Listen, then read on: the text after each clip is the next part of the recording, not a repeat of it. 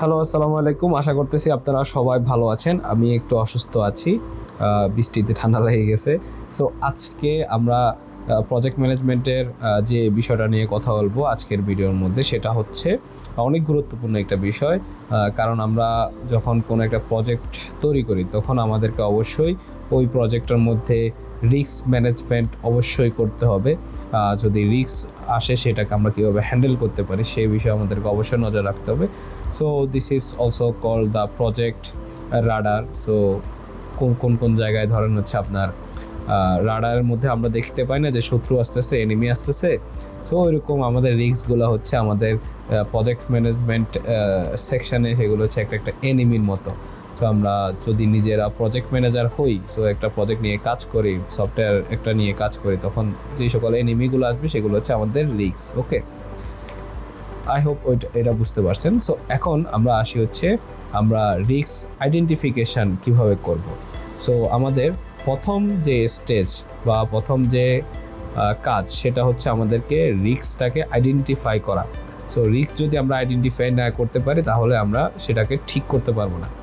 So এখানে risk আইডেন্টিফাইয়ের জন্য 3টা সেকশন রয়েছে বা সেক্টর রয়েছে। সো প্রথম যে সেক্টরটা সেটা হচ্ছে আমাদের টেকনিক্যাল। সো টেকনিক্যাল, এখানে আপনারা দেখতে পাচ্ছেন অনেক কিছু আছে। থার্ড পার্টি যে ইন্টিগ্রেশন যদি করতে চাই সেখানেও কোনো একটা সমস্যা হতে পারে। দেন হচ্ছে আমাদের যে ডাটাবেস ফেলিয়ারও হতে পারে। সো কোডের মধ্যে বাগও থাকতে পারে। সো এগুলো হচ্ছে আমাদের টেকনিক্যাল যে সকল সমস্যা বা প্রবলেমগুলো। সো এটা আশা করি বুঝতে পারছেন যে টেকনিক্যাল একটা প্রবলেম হতে পারে। দেন হচ্ছে পিপল নিয়ে একটা প্রবলেম হতে পারে, যে আপনার যে কি ইঞ্জিনিয়ারটা আছে সেই ইঞ্জিনিয়ারটা হঠাৎ করে হচ্ছে কাজটা ছেড়ে চলে গেছে আপনার কোম্পানিতে। আপনি একজন প্রজেক্ট ম্যানেজার, যাকে দিয়ে কাজ করাতেছেন মেন ইঞ্জিনিয়ার সে চলে গেছে, তাহলে হলো কি? তাহলে তো একটা ভেজাল হয়ে গেছে। আবার যারা হচ্ছে আপনার ইঞ্জিনিয়ার আছে তাদের মধ্যে কিছু স্কিল গ্যাপ আছে, ধরেন তারা হচ্ছে সেই জিনিসটা পারে না। ওকে, সো আর একটা হতে পারে হচ্ছে যারা স্টেক হোল্ডাররা আছে, ধরেন যারা প্রজেক্টটা দিয়েছে, সো তাদের মধ্যেও ধরেন মাইলস্টোন নিয়ে বা মানে প্রজেক্টের ফিচার নিয়ে কিছু সমস্যা হতেই পারে। সো ভেন্ডর আর হচ্ছে কন্ট্রাক্ট এর মধ্যে ভেন্ডরদের মধ্যেও কিন্তু এরকম ঝামেলা হয়ে যায়। সো এগুলো হচ্ছে মানুষ ঘটিত সমস্যা, মানুষের সমস্যা। ওকে, দেন হচ্ছে বিজনেসেরও কিছু সমস্যা আছে। সো বিজনেসের সবচেয়ে বড় সমস্যা এটা হচ্ছে বাজেটের টানা পোড়ন লাগে যায়। সো ক্লায়েন্টের রিকোয়ারমেন্ট হুটহাট করে চেঞ্জ হয়ে যেতে পারে, ঠিক আছে, এবং টাকারও পরিমাণও চেঞ্জ হয়ে যেতে পারে, বা টাকা সে বলবে যে না আমি এখন এটা করতে চাচ্ছি না, এত টাকা দিতে পারতেছি না, আমার টাকা শেষ, এই সেই। তো এই কারণেও কিন্তু আমাদের প্রজেক্টের মধ্যে সমস্যা আসতে পারে। ওকে, দেন হচ্ছে যে আমাদের যে রিস্ক অ্যাসেসমেন্ট যে ম্যাট্রিক্স, সো এটার জন্য কিন্তু আমরা একটা ম্যাট্রিক্স দিয়ে আমাদের যেই বিপদ আসতেছে প্রজেক্টের মধ্যে বা রিস্ক আসতেছে সেটার আমরা ইম্প্যাক্টটা ক্যালকুলেশন করতে পারি।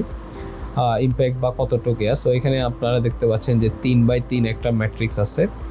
সো এখানে এই ওয়াই অ্যাক্সিসে হচ্ছে আমাদের আছে হচ্ছে প্রবাবিলিটি, সো এটা লেখা আসে নাই।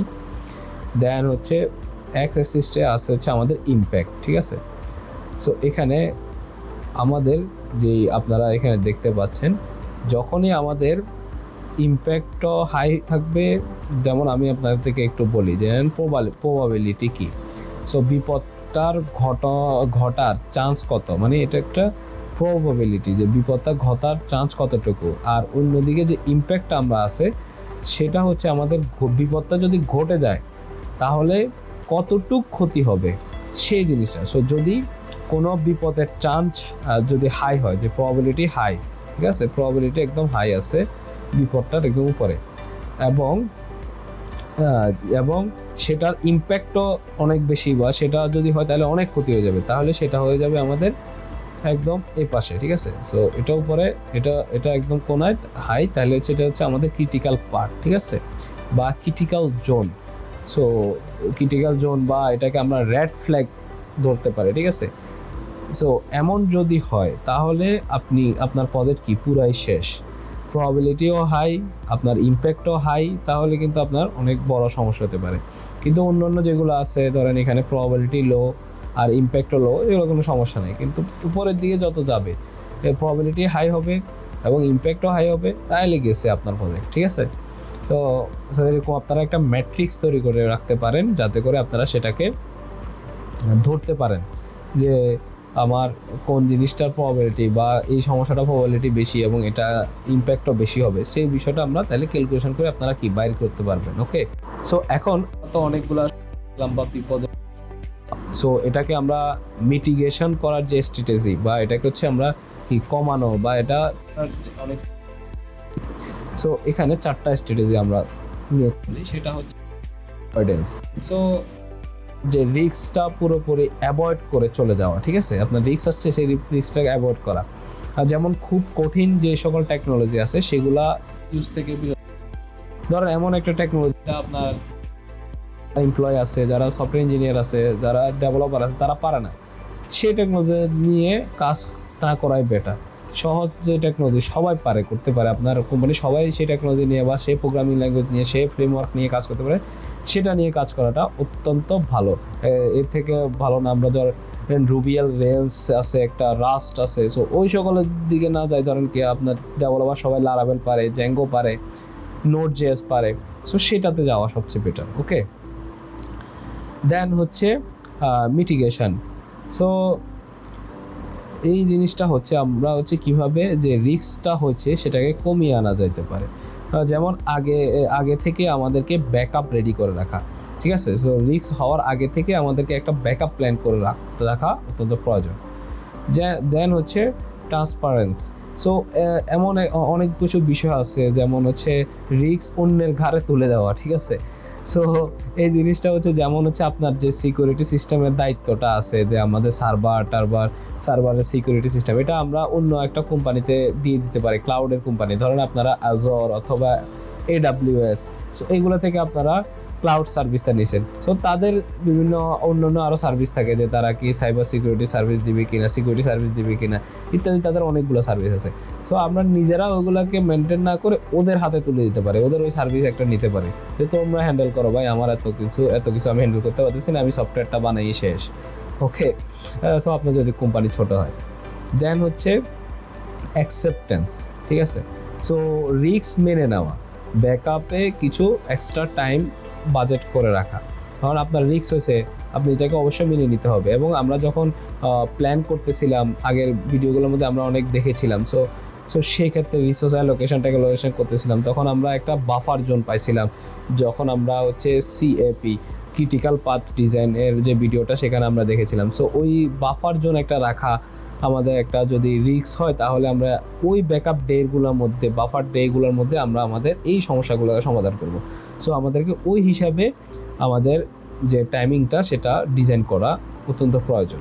সো এখন এখানে আমরা হচ্ছে একটা উদাহরণ নিয়ে কথা বলি, যেটা হচ্ছে আমাদের জেন একাডেমি নিয়ে আমরা আগের ভিডিওগুলোর মধ্যে উদাহরণ নিয়ে কথা বলতেছিলাম। সো এখানে যদি আমরা একটা কেস স্টাডি দেখি, সেটা হচ্ছে জেন একাডেমি লাইভ যে এক্সামটা আছে, সেই এক্সামটার মধ্যে একটা এক্সামের যে মডিউলটা, সেই মডিউলটার মধ্যে ধরেন হচ্ছে 10,000 স্টুডেন্ট একসাথে সাবমিট করলো তাদের এক্সামের যেই বিষয়টা, তারা একসাথে যদি 10,000 স্টুডেন্ট একসাথে সাবমিট করে, তাহলে এটার আমরা আগে রিস্কটা দেখি। এই রিস্কের প্রবাবিলিটি সবচেয়ে বেশি, কারণ 10 মিনিটের পরীক্ষা হয়েছে, 10 মিনিট পরে সবাই সাবমিট করবে, 10 মিনিটের মধ্যে সবাই কি 10-এর দিকে অথবা 9 মিনিট 50 সেকেন্ড এইসব মধ্যে।